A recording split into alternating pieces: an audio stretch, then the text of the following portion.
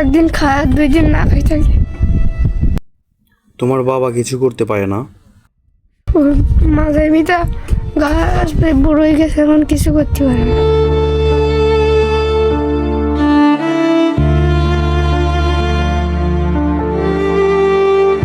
মাসি সময় দেখি বাড়ি চললে এইসব দেখি, তারপর চলে যায় বাড়ি, আবার মাদ্রাসায় চলে যায়। আর এখন ওই যে টাকা দিতে পারে না বলে আমি ওখান থেকে চলে আসছি মাদ্রাসায়।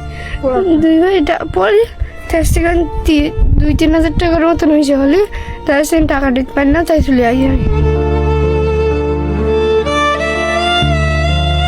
200 টাকা সিলাইন গেছে, 600 টাকা সিলাইন গেছে, দিল্লিতে এখন টাকা তো দিতে পারতিস না।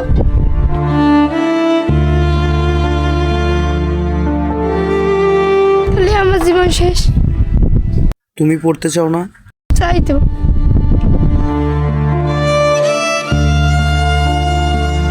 আল্লাহ যা ভয় করবে তাই।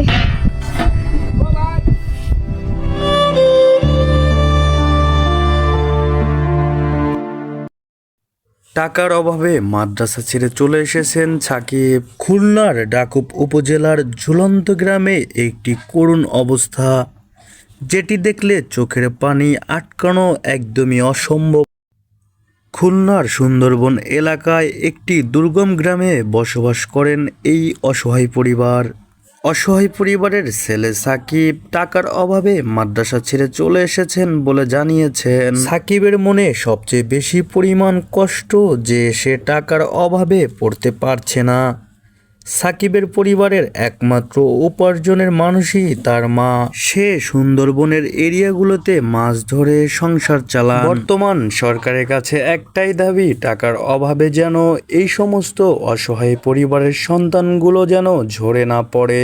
সেই সাথে খুলনা সহ আশেপাশের এলাকার বিত্তবান মানুষগুলো যদি ছেলেটির পাশে দাঁড়ায়, হয়তো ভবিষ্যৎ সুন্দর হবে।